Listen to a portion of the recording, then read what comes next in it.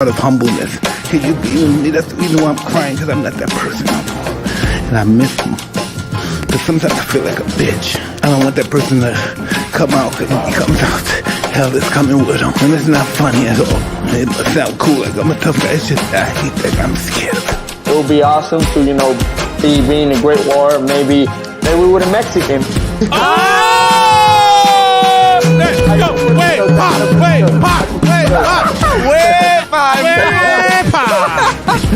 I have to put the joke. No. Hey, thank you. Perfect play, man. I appreciate Good you. timing, man. Can't put predictions, man, but I definitely don't want to leave it to the judges.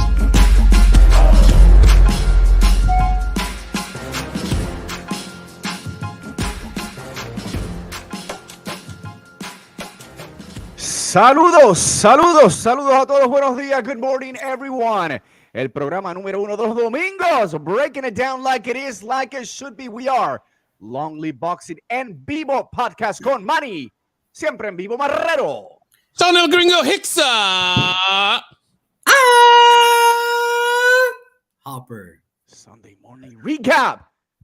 Great boxing cards last night, and we're glad to be back. Yes, we are the number one Sunday show in the morning. Get you all the details of what happened throughout the weekend in boxing when we have a show. And we're excited. We have a show today, aren't we? We have a show. Oh, man. It feels good. It was a great day yesterday. Oh, man. Saludos. Bruce Goss, no breaks. Salute, brother. Man, saludos. Cano Loco, the source in the house. Here we are. Back again, my friend. And nothing like recapping a little. Afternoon delight. You guys have it, I think. Afternoon delight. Our favorite. Man, feels so good coming down. So, what an amazing. Hey, yo. We're talking about boxing. We're talking about boxing. Oh, okay. Man. So, What were you thinking? boxing. I was talking about. Oh, man. Sound like That rain down there in Houston, Sean, got you a little It's bit. raining a lot, man. The tendinator is back. So here we go. We had an amazing fight that a lot of people didn't expect to be amazing. A fantastic performance by Arturo Beterbiev or Beterbiev, however you say it. He's a bad motherfucker. There you go. Anthony Yarde. Holy crap. I got to give a lot of props to him, first and foremost. He really exceeded my expectations. But we can talk about exceeding expectations. What did it actually mean if the results ended up how people thought? But at the same time, you got to give credit where credit is due. Right. And for me, I'll just go ahead and say he looked a lot better. And I love when I see improvement. He looked better than when he fought in his last fight. So, props to him. When he fought Kovalev. So I saw a lot of improvement, his movement. He's got a lot of skill, man. Got some good, movement as far as like that uppercut he had in the second was nasty. He showed some great athleticism. He showed a lot of mistakes too. As far as man, he got on the real ropes a lot. But a big part of that was Arturo Beterbiev. But without further ado, let's get to it. Hopper, what's your thoughts, brother? Oh, man, what a fight. Actually, I was thinking Beterbiev was going to knock him out kind of early because we've seen how Yarde performances stacked up against, recently Yarde had 2 losses, once against Kovalev and the other one. But no, man, Yarde surprised everybody. I think what you said is how can you exceed expectations if the result ends up being what we thought it was going to be? No, I think this is the exception to that rule because Yarde put on a hell of a performance. I'll definitely want to see him again. And I think I've been saying on social media, Beterbiev, Father Time's undefeated. Nah, come on. Let's not discredit Yarde. Let's not take away from Yarde and start making excuses for Beterbiev or why he looked like that. Yarde made him look like that. It turned into a very highly skilled slugfest. They didn't throw complete caution to the wind because they were still trying to set up punches. They were still feinting. It was still a highly skilled chess match, but it was brutal. It turned into I'm going to knock you out or you're going to knock me out. And Beterbiev, that short counter right compact punch, man, he had just missed with it earlier. And he was able to catch Yarde as he was coming in a little too wide. And right down the middle, Beterbiev landed, and that's all she wrote. But credit to Yarde, man. He put on a show. They both put on a show. Beterbiev's face was touched up. You can see all the blemishes that he had. Yarde, Yarde obviously, well, he went down, but he gave a good account of himself. He has nothing to be ashamed of. Went in there, it was 18-1 odds at one point, and put early candidate for fight of the year in my eyes. I mean, the guys were going at it. Yeah, man. I like when the fight is over and after the fact, people are excited. You know, they talk about what happened in the ring, not outside the ring. I mean, of course, people, you know, because as boxing fans, that's what we do. You know, what's going to happen next. But they were really within the moment. And when people are really within that moment and appreciating what just happened, that lets you know how fantastic it was. Quick shout out to our brother, Team Batman Boxing. Superb fight. Hey, that's a good name. I agree, man. Batman Boxing. Man, love that. Respect both warriors. Oh, absolutely, Both man. warriors. Fantastic.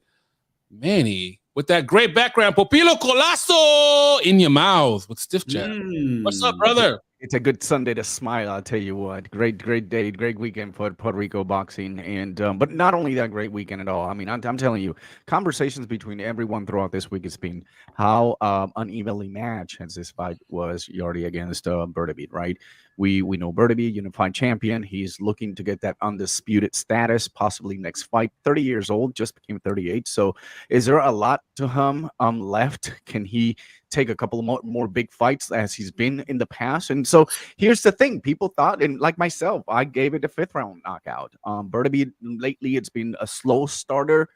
He's known about that, but when he fought Smith, man, that was real quick. And that's kind of like the Beterbiev that we wanted to see. Immediate action. You know, starting real fast and making sure that now he sets those little traps, and you know that's the open door, right, to go to sleep. And you know, I think Yarde did what he had to do. He had a great game plan. He had to use his distance, his jab, and of course, he at times you see him take some of those little risks, and it was actually paying off for him.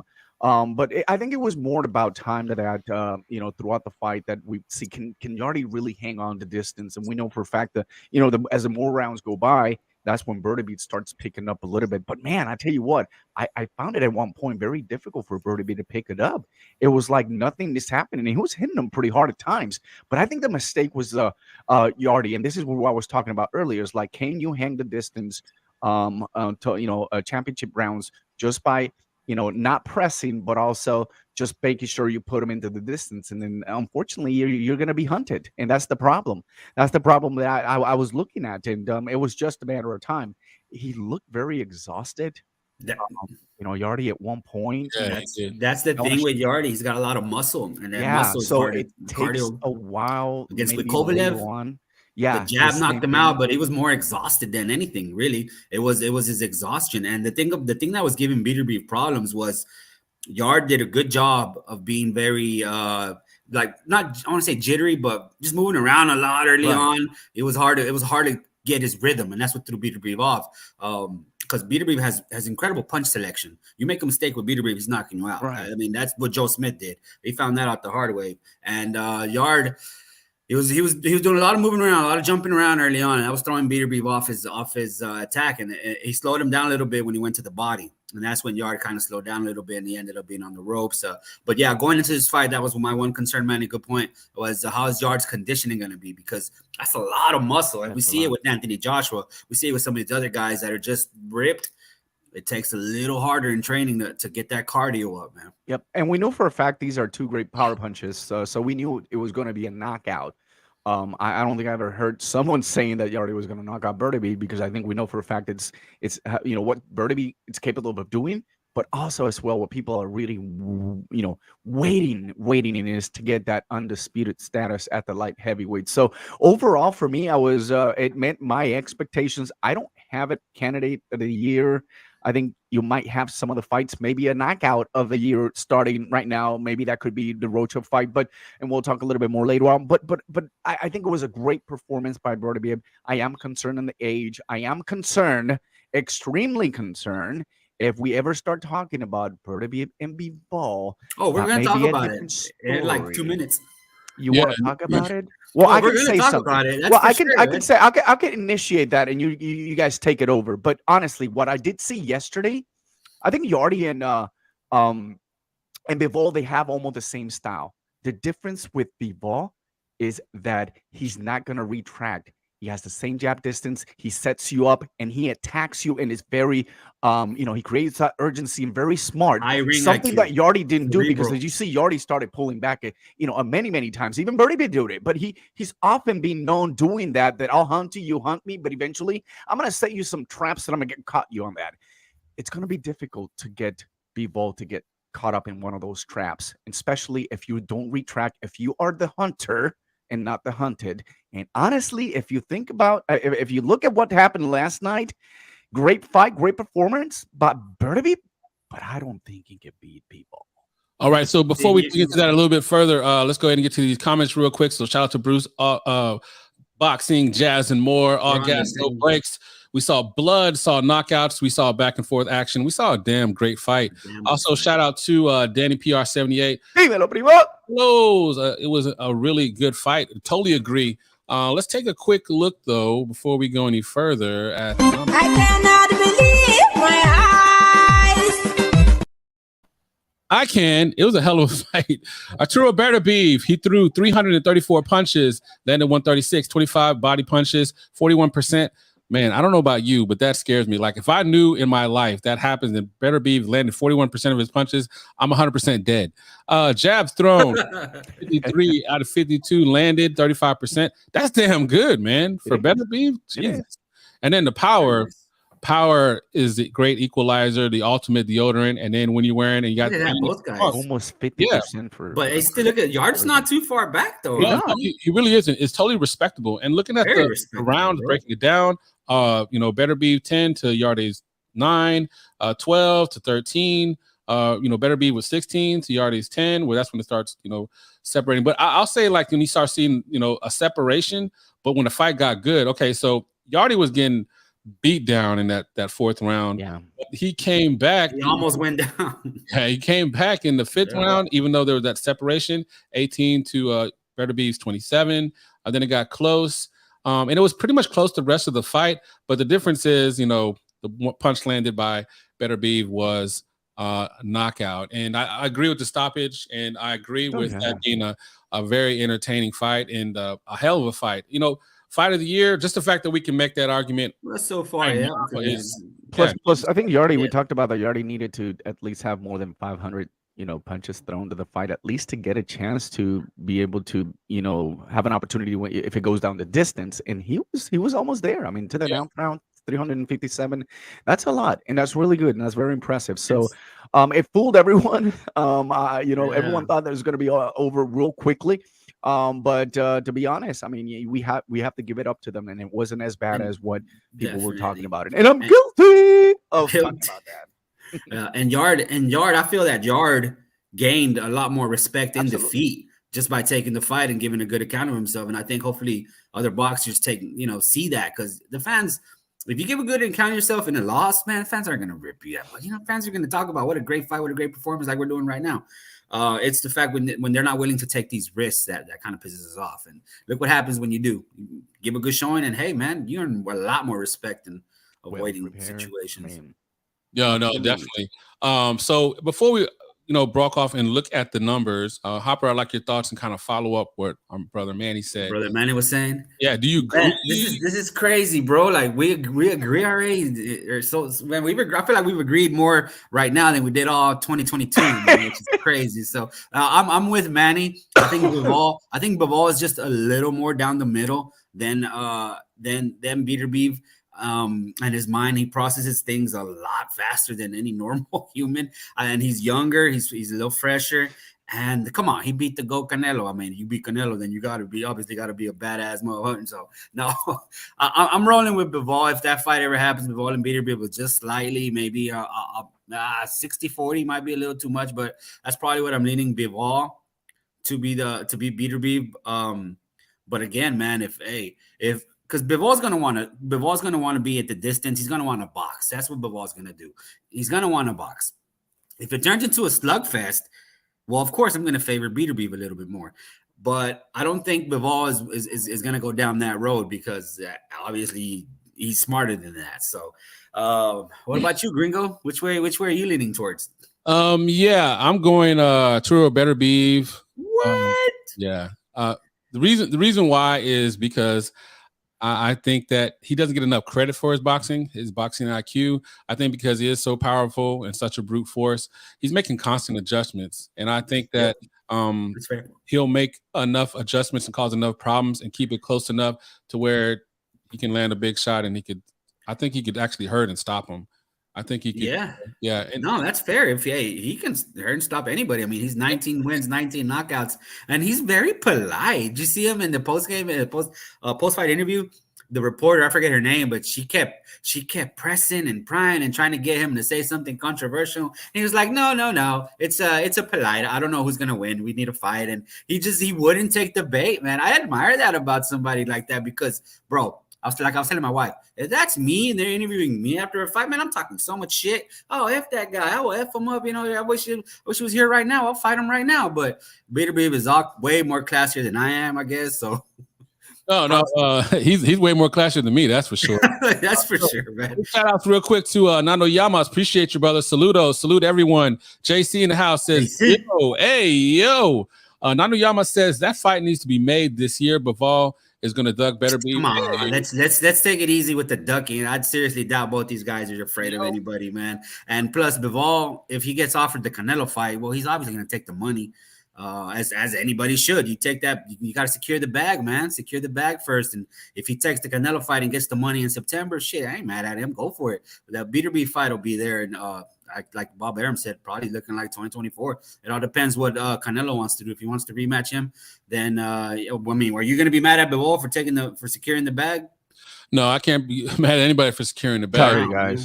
Do your thing. Internet sucks. So not sure why. Yeah, no, and I don't think, man, duck that. No, they're not ducking anybody. I don't think Bivol's ducking Beterbiev. I don't think Beterbiev is going to duck Bivol. If it can get made, it's going to get made.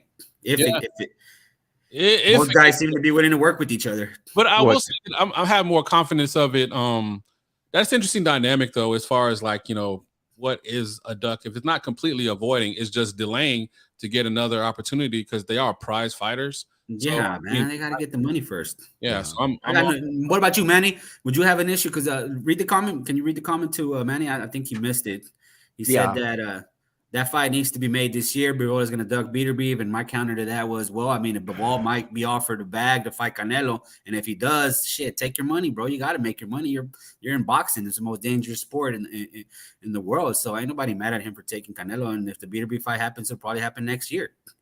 Yeah, no, I agree, man. I think right now, if you think about it, a lot of these boxers, first of all, you know, what they want to accomplish is they want to be world champions. And once you do that, okay, you know, what's next? Someone unification, someone undisputed. But at the end of the day, you're unified, or you just have a champion, whatever it is. And the money, it's not there. It does not complete. It's like a bad taste in your mouth. Career. It's like I want to be able to taste that, and I think Bivol did that, right? So he had the chance. Anyone that fights Canelo makes over $5 million. Sure, gonna get money, guaranteed. Money, so exposure. You're telling me that you beat the cash cow. You have an opportunity to be undisputed and make 3 times less money if you go back and take another Canelo fight, or if you decide to go to Beterbiev. But on top of that, and it looks like, you know, Canelo's going to invite him to his house, going to invite him to the 160. Make some more money. You know, make more money and have an opportunity. Well, 168. Have an opportunity to be undisputed and make more money. Is that ducking? I mean, come on. That's not. That's just taking advantage of his career. Just taking advantage of, like, you know, his youth, his talent, and this is the opportunity for him to do so. Benavidez is dying not only to fight Canelo, but he's dying to make a big payday. Everyone that's calling Canelo wants a big payday. Come on. Give me a break. Come on. Yeah, there's only been one person to turn down a Canelo fight that we know of, and that's Jamal Charlo. And even his brother. And the thing is, we know for a fact that this is yeah, call it like it is. Canelo's got an ego. He's the man. He's what Canelo wants, Canelo gets. That defeat was soured. He can't get over it, and because he's Canelo, he's gonna get it. And Bivol is going to take it. It's gonna take a while, but he's gonna take it, man. Come on. Dollar bills, no brainer. Now, the thing about it, the positive of this, it's a win-win situation for Bivol. You make money, you go to try to be undisputed, you lose on a lower division. Guess what? You go back up and now fight Beterbiev. Ah, come on, man. Come on, man. That's a great position to be in. Absolutely. No, definitely. But yeah, it's an interesting conversation, and it's one that is good to be having this early in the year because that means some good fights are definitely to be had. Gotta send a shout out to our man Puerto Rican Rum into his house. Salute Hopper, Manny, and Gringo. Much love, brother. Appreciate you so much. JC says with confidence. Whoa! It smells like a duck. It's a duck. Damn, brother. Quack quack. Damn. G Why? Salute, brother. Why, Good brother? morning, man. Why Remy, a duck? Pluto. About the money now, man. I think. I mean, wouldn't you agree if you have the chance to do it? I mean, there's no ducking on that. Yeah, I tell you I what, mean, what we saw last night, we did see a lot of I don't want to say mistakes or weaknesses from Beterbiev, but we did see aging taking a toll. And although you're good at what you do, come on, give me a break. He's got the biggest opportunity right now to make the money, and then he'll come back to Bivol. I mean, he'll come back to Beterbiev, and probably it'll be Beterbiev's last fight. Who knows? Come on, 30 years old. It's not. It's as a boxer. No, I'm with you, and I don't want to come across as a Bivol apologist, but I'm just going based off the facts, and I do totally respect what you're saying, Nando Yama. So you said Bivol and his team had to be forced to fight Zurdo. Come on, open. Well, yeah, that's called enforcing your mandatory position. Exactly. Zurdo has been What's in that the position. mandatory He wanted for? to enforce it, and they were trying to go around it and try to fight somebody else for some money to stay busy fight. And Zurdo said no. He wanted the opportunity, and he got. Well, let's just say he came up a little short against Bivol. So. Absolutely. So, again, great stuff. I'm going to go ahead and say, I'm sure it's going to be controversial. It's going to get me tagged in the comments, but I'll go ahead and say I was so impressed with Anthony Yarde. Get ready that I'll go ahead and say that he's the third best guy in the division. I don't know third. I don't know, Gringo. I don't know third, and I'm going to tell you I can't follow you there. You my boy. You my road dog. I mean, he demonstrated a lot in there. I mean, think about it. I'm going to tell you something. All right, we can switch to another topic. Number one, Beterbiev. No. Wait, hold on. Number two, Bivol. And the person who's going to pick up the scraps and is going to dominate the 175 pounds, his name is Joshua Buatsi. And I consider him 3 above Yarde. And a fight with them will be great because that will definitely solidify that. Although, yes, Gilberto Ramirez still there. And Caleb Smith. Remember, guys, Caleb Smith, Josh Smith Jr., Pascal. I mean, you still got some pretty decent guys there, man. Well, we got a lot of gatekeepers there. But what I'm saying is some of the guys that have a legitimate opportunity to run for the title after these, at least after Bertebie's out, right? It'll probably be Bivol. Don't know if Bivol ever move up or not, but what's coming behind it, it's very interesting. But right now, Yarde, it is a very good opponent for those who are actually moving up. But guess what? I'd love to see a Yarde versus Zurdo. Or Zurdo. Yeah, great chance for him. That'd be a fight. Yarde versus El Zurdo Ramirez, make that fight happen. Oh, Marlon. Yeah, and definitely, I mean, Zurdo, he's all about the Benjamins too, right? Chasing the bag. If you take that fight in the UK, you're getting crazy paid. You're getting money, bro. Yarde has fans, man. Yeah, he does, as he should. And I'm a fan now. I'm not like Juggernaut fan, but I'm a fan. Joshua Buatsi, remember that name. All right, got you, brother. So yeah, Nando Yama says put some respect on Anthony Yarde's name. Respect on his name, Manny. Yesterday, so we got respect. Definitely agree. Yep, totally, 100%. Yeah, Zurdo Yarde is tank warfare. Totally agree, man. So our brother Hopper said he want to say it with his chest. He got something you got to say with his chest. How you guys doing? What's up, bro? Hey, what's up, champ? How are you, man? What's up, man? I got something to say, man.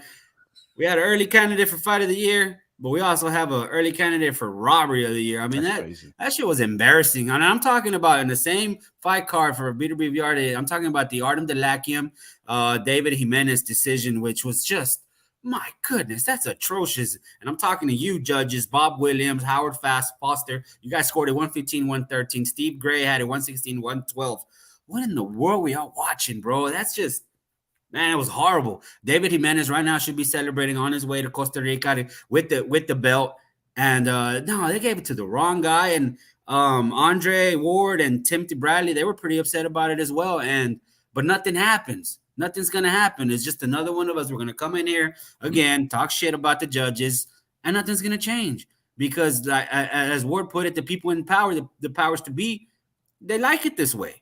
Their guy gets the money. Their guy gets the nod. And it's embarrassing because David Jimenez, now this could have changed his life. He should have been the champion right now. He would have been paid like a champion on his next fight. The networks would have been calling for him. And now he goes back to square one. He's going to try to have to put himself in the mandatory position. So these robberies hurt careers, not just the fighters, but everybody involved with that fighter. And it's embarrassing because this one wasn't even close. There's nothing you could say that Arden Delakiam did better than the David Jimenez yesterday in that fight, other than maybe hold or clinch. That's probably all you could say. And this one was bad.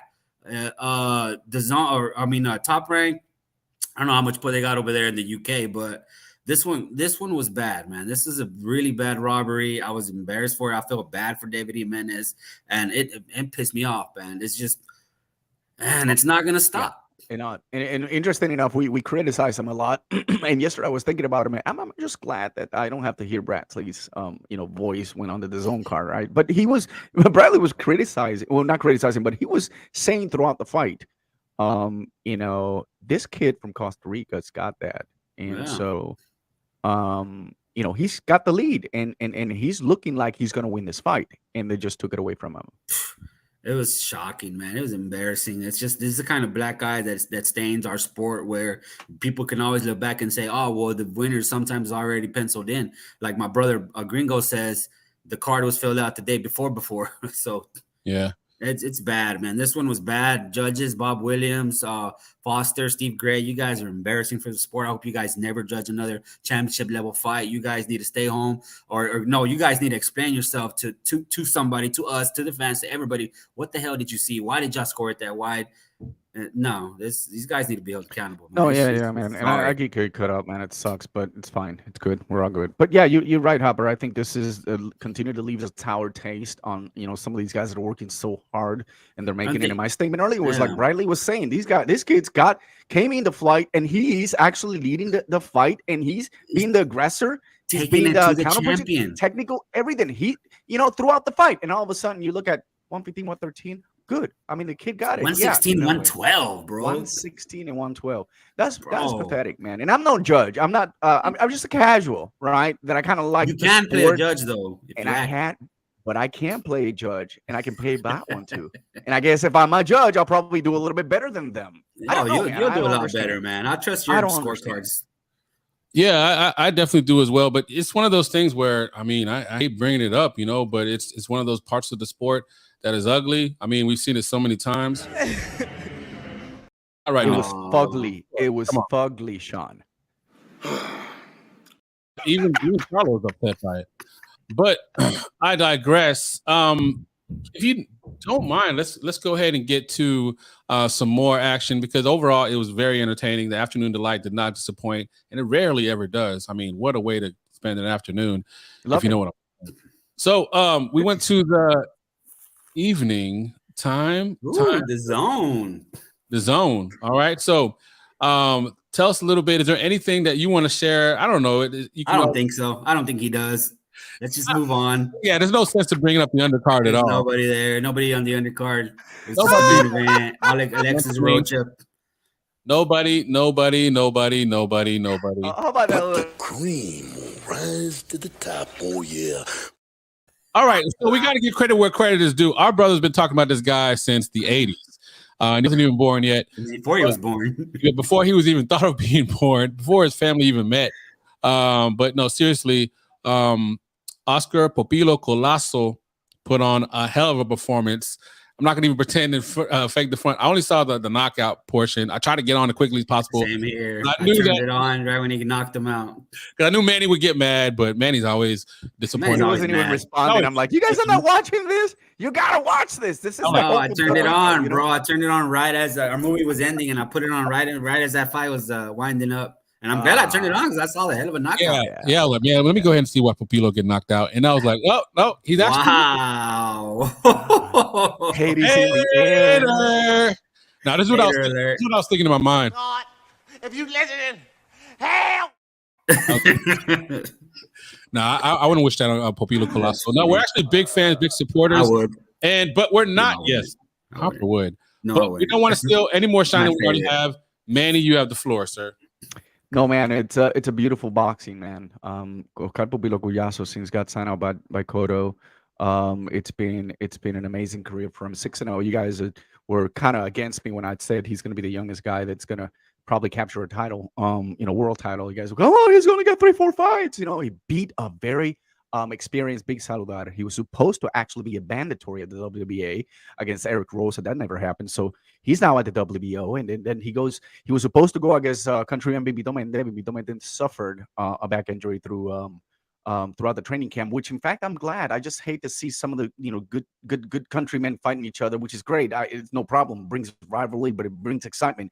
However, last night his replacement, none other than Judiel Reyes, a guy that has proven himself. He's got an opportunity to be able to be number one with the WBO, and he looked okay at the beginning, but let me tell you, the footwork from Collazo, the stand, the way he moves around, the defense, he is the complete package. I know at the minimum 105-pound weight, and he got some pop. A lot of people was concerned about that. Come on, how much pop can you get at 105 pounds? But this kid has it, and he's proclaiming himself humbly the face of Puerto Rico, and I do believe so.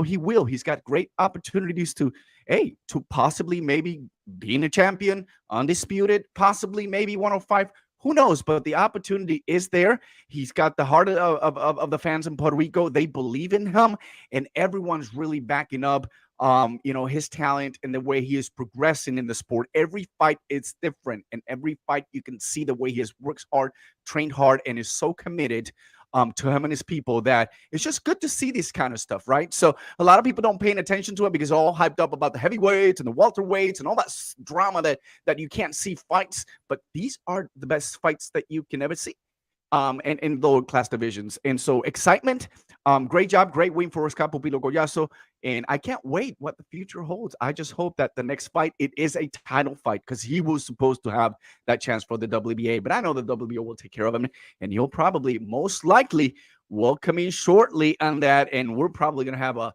new champion at the 105. Así que who's out there? Bring it. Melvin Jerusalem. You're probably next, or either Eric Rosa, who knows? But at least 2 chances he's got to be a number 1 contender to capture a belt. So you haven't lost any enthusiasm. Yeah, you seem pretty. Yeah, you seem pretty excited, Manny. But I'm gonna have to. I agree with pretty much everything you said, except for one thing. When you say, "There you go," it gets you in trouble when you're claiming these guys as the next face of the Puerto Rico, when there's really only one guy already who's on, or at least in my eyes, it's gonna be the face of La Isla, and that's Xander Zayas. You're right. Oscar Pupilo Collazo, I think he's still got a little more to go. Xander does too, to be fair, but I think Xander's a little further along. And Xander's special, man. But hey, shout out to Oscar Collazo, man. He beat up a Mexicano, so you got one over on me, Manny. No, but listen, you're right about that. But what we're talking about is Xander's still in progress to be a contender. Pupilo is already a contender. Okay. And yes, you can't differentiate the weight classes because more attention is given to the higher weight classes than lower weight classes. There's more competition on the 154 rather than 105. But the reality is this is the start of something special for the sport of boxing in Puerto Rico, which we only currently have one champion, and that's Gonzalez, Bomba Gonzalez. We need to start developing more champions. We need that to come around so the sport can get stronger and stronger. Now, we've talked about this. Who could be the next Puerto Rican champion? We're going to have a fight soon enough, April. It's going to be Subriel Matia, 140-pound IBF, against Jeremias Ponce. Jake Paul. Against Jeremias Ponce. So what I'm saying is there's 2 big opportunities now to continue to build in other weight classes, create champions, and get that in that comfort zone for those big future starts to stop popping in. Sanders is more than special. We just want to leave him there. But this kid is ready. This kid's been ready since he won the Pan Americans in 2017. Since he signed with Miguel Cotto, we knew that he was going to be something special. And I tell you what, at that division, there's someone out there, they call him the mini Pac-Man. He's the WBA champion. This guy is really good as well. So there's going to be a lot of battle in between who's going to be crowned, whether it is unified or undisputed. But Sander, when it's his turn, he's going to take everything over. But on the meantime, who's going to be the face? And I'm going to ask you, and you probably are not Puerto Rican, but you're a boxing fan. Would you rather have this little kid at the face, or you want Edgar Berlanga at the face? I don't want Edgar Berlanga anywhere, man. Near. That's what I'm saying. He's interim. Who Yeah, are I think to the help elite us guys push and get that confidence on from the mecca of boxing in Puerto Rico, having so many champions throughout the entire time, and we only currently have two female. No, but there's some elite fighters, man. Subriel Matias, Oscar Colazo, Xander Zayas. Yeah. Oh man, the island's got those guys. It's coming.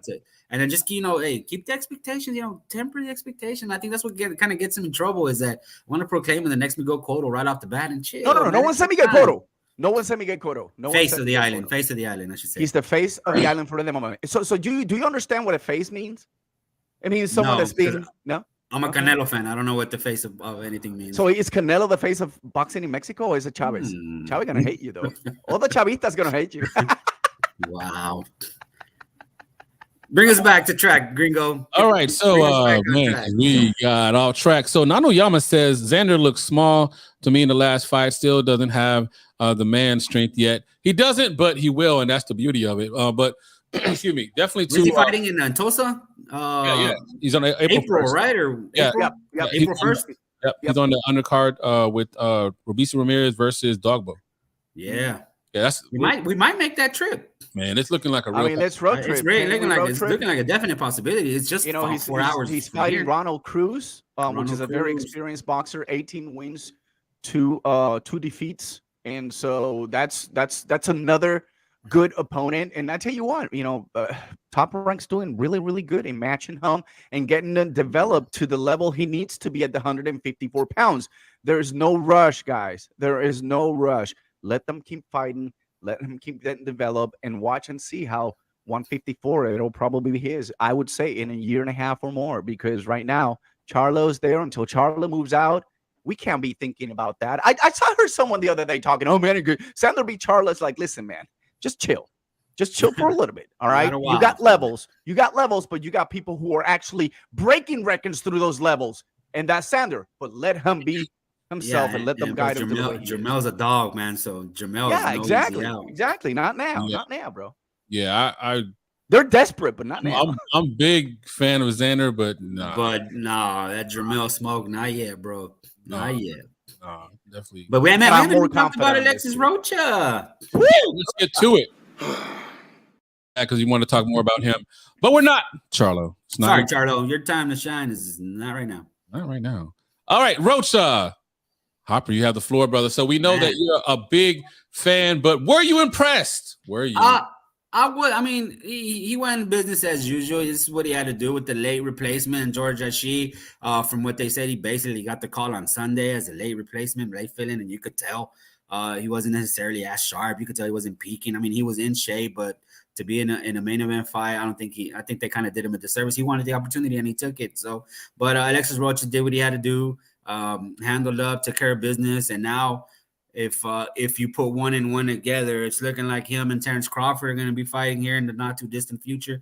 We'll talk about that one for sure. But Alexis Rocha did his thing. I know he's cool with a lot of our boxing media brothers. I know with Steven Ringside Ruiz, our boys over there at the Standing 8 podcast as well with Tommy Rush and them boys. So that's good, man. We're happy to see Alexis Rocha succeed, and I like his little yell that he did at the end. Viva Mexico, cabrones! He took a page out of pretty much Canelo. Everybody says that. Viva Mexico, cabrones! Hey, that's one way to endear yourself to the Mexican fans. Is let me shout out the country. But Brandon Moreno did that last week at this UFC fight, which is pretty cool. So now Alexis Rocha did his thing. He did what he's supposed to do. He didn't necessarily think he was going to lose that fight by any means. So he won. Now let's move on to the next one. Hopefully, I'd love to hear you guys' thoughts about Crawford. Let's hear about what Crawford thinks first. He thinking the big picture. Like, if I take a chance like this, I need to be getting paid as much money as possible. We know that. All right. We know that, Crawford. We know that. Yeah, he's breaking down life again. But jokes aside, hey, Crawford is the man. I know I'll give him a hard time, bust his balls as far as like things that could have, would have, should have happened as far as career. But his career is what it is. And right now is a possibility of finding, a young, hungry lion in the top 10, which we've been clamoring for. It's seeming like the planets are aligning for these lions to come together. Man, I'm all for it. I'm all for it. And but as much as I talk about the young lions, but not necessarily one of them. I'm with you, Gringo. I'm with you. Go ahead and say it with your chest, bro. I'll say it. I think Terrence Crawford is unanimous decision over Rocha. I'll go ahead and say it. I'm sorry. I love Rocha. He's, it's the raza. I'm gonna be rooting for you. But if I'm gonna put money on it, I'm gonna say Terrence Crawford. Just comfortably unanimous decision. I don't see where he could trouble Crawford. I don't know, but hey, fights have to happen though. So. Yeah, I mean, with the main fight we talked about to start the show off was Beterbiev versus Yarde, and that one surpassed our expectations. Yeah, and turned out to be an entertaining fight. This one feels a little different though. I don't. Yeah. And what I like about this, guys, is that we're kind of losing the big picture, but it's fine. I don't care to lose it. Which is undisputed at 147. And why are we losing that? Because now we have top contenders who are battling against each other. And we've known now for a fact contender, the number 1, Virgil Ortiz, number 2, Boots Ennis. What happened to Conor Ben, it's actually benefiting Rocha because Rocha lost against Rashidi. And that was an opportunity, a big opportunity for Rocha to step up, and that loss kind of put him back a little bit. And then Rashidi loses to Romain Villa. So that kind of opens up everything in the scope and the contenders, the top young prospect contenders going into the 147. And I still have it, Virgil.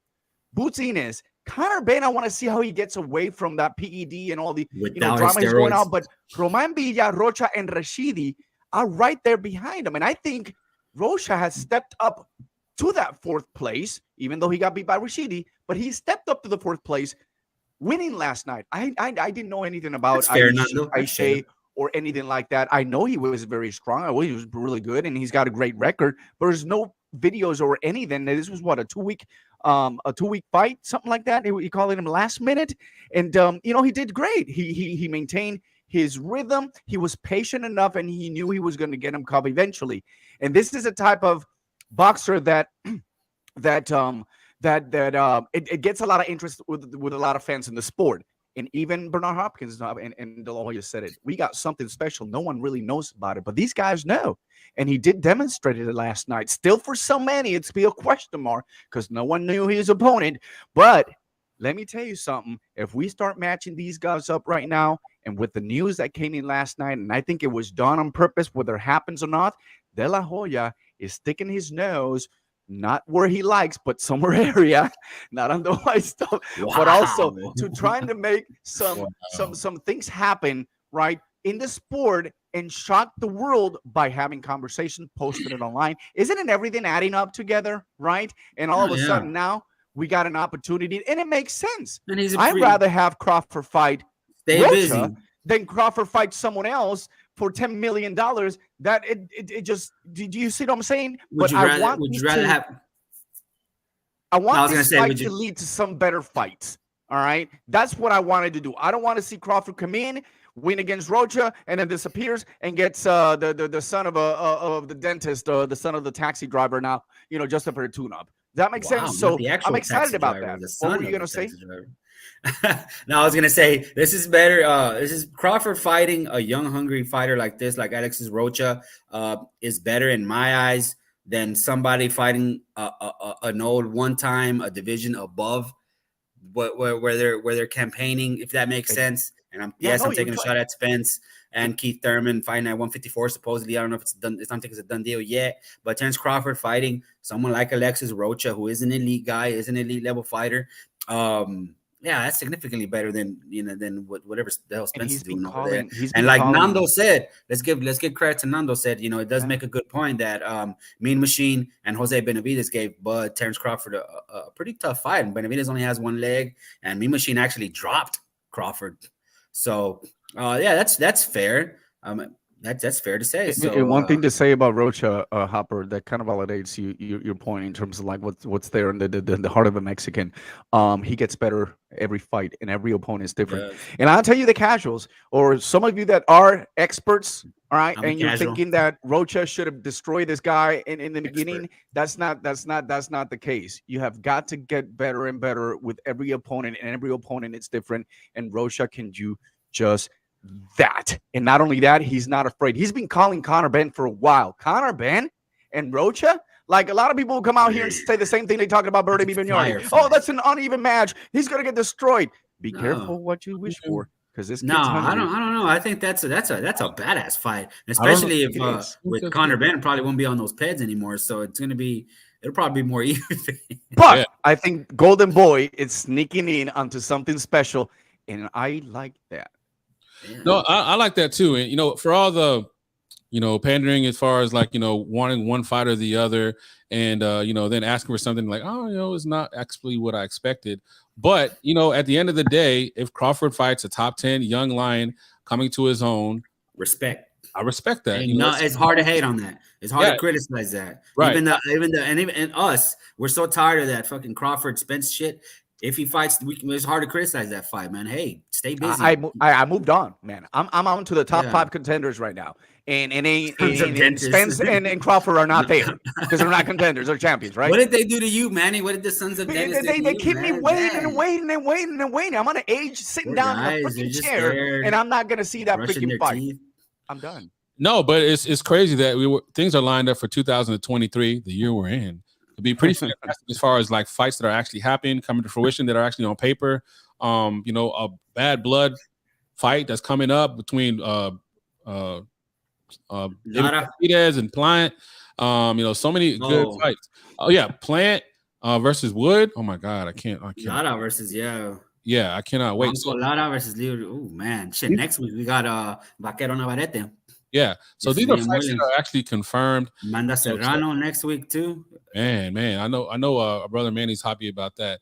Who are you going for in that fight, Manny? Which one? Amanda Serrano versus Erica Cruz. He's not a big fan of undisputed. That's next Saturday. Next Saturday, next Friday. El Vaquero makes the sport. For the good of the sport, right? And I know my Amanda has been very active. I'm concerned a little bit that she's too active, right? She didn't look that great in the last one, but I think right now the opportunity she's got, not only to be undisputed and then have a chance to compete against in the rematch against Katie Taylor May 20th in Ireland, which, by the way, I am going to make myself extremely super available to be there. That will be a dream come true to me. Never been to Ireland, never been to Dublin. And what a better way to do it, to go out there, be the only Puerto Rican maybe standing in there, drinking my ass beer out there and cheering for the sport of freaking boxing, because the Irish people can really party and can really, really, really, really, really, really, really, really love boxing. No, definitely, man. So well said. And we got to make sure to put a tracking device on our brother Manny when he goes out to Ireland, because that might be the last time we see that brother. Make sure you get that download on that WhatsApp, because man, it does not. Okay. So man, this has been a fun show, exciting. I'll just say real quick before we get into final thoughts is that man, it's great to have you guys back with us, and excited to be back in rotation of doing these shows, man. 2020 back next week. Talking Vaquero too. Yep. So Hopper, final thoughts. Oh man, final thoughts. I got 2. The month of February is stacked for boxing. Like I said, next week, El Vaquero fights Liam Wilson. No Son of Dentist are fighting in the February, so we'll be safe in that regard. But then we have Serrano Cruz. After that, the following weekend, Ray Vargas versus O'Shea Foster, which is going to be fire. We have Lee Wood versus Bronco Lara, the 18th. Luis Neri also makes an appearance. Adrian Broner, Sabrina Matias, Jeremy Ponce, Jake Paul. I don't care what people say. He's put in the grind. He fights in February versus Tommy Fury. Dude, February is stacked with boxing. We're going to be here hopefully to talk. One more shout out. I want to shout out everybody at TTG Boxing, Coach John, everybody. I've been training there lately, man. They've been kicking my butt. So shout out to you guys, Coach John, TTG Boxing. Let's go. Put in work. I'll be there Tuesday. Oh, that's great. Is your son, that's where he trains too, right? No, I train my son. Oh, okay. My bad. I'm sorry. All right. So, but no. That's awesome, man. That's awesome. So let's hear the final words from Manny EnVivo Marrero. What's up, brother? Oye, this is going to be very exciting. Puerto Rico's got another chance to have a world champion. The IBF Junior Welterweight Champion of the World. Subriel Matías Fajardo, Puerto Rico en la casa, listo, preparado. He's a tough son of a gun. He's gone through a lot, and no one really gives it up to him, but he's worked so hard. He's gone through so many things inside and outside the ring that this guy deserves a title shot. But not only a title shot, it deserves to be with a great opponent as Ponce. Fight has been suspended, canceled, moved, back and forth, whatever, visa, non-visa. Guess what? It's set and done. We are ready to be crowned another champion. That'll make it 2. Let's keep rolling. EnVivo, puñeta. Oh my God. Wow. How can I top that? I can't. But I will go ahead and give a shout out to our brother from another mother, Puerto Rican rum. I'm really looking forward to Virgil versus Stanionis. Man, they did put that on the calendar. That's going to be a hell of a fight. And so excited about that one. Too. Let's go. Probably Frisco. Man, Texas? I cannot wait. Man, I cannot wait. You coming up here, Sean, if it's here? Yeah, man. I gotta ask my bank account, but I'll definitely see what I can do. But for right now, it's been a long show, brother. And you know. I wanna go home. All right, yeah, I do want to go home. I'm already actually at home. We're actually at home, right? I mean, so it's kind of weird for me. It's kind of weird. Yeah, but you know, hey, that's where we're going Don't right think now. about it too much. Yeah, I'm all over the place, but I just want to thank you guys so much and for helping us out. If you listen, hell. I was before the show. We were like, you know, is anybody going to actually listen? And you guys came through. So much love and much respect. We'll be here next week. Can't wait. Next week, man, it's going to be even better or worse. Quiero. Viva la Mexico. Quiero. Navarrete. Let's go. Long Live Boxing, you know, they're awesome supporters of our show every Wednesdays. Please, everybody go follow. EnVivo. We are live, ladies and gentlemen, como siempre, Mari Marrero. Sean El Gringo Hicksa. Hopper. Hey. Always breaking it down like it is, like it should.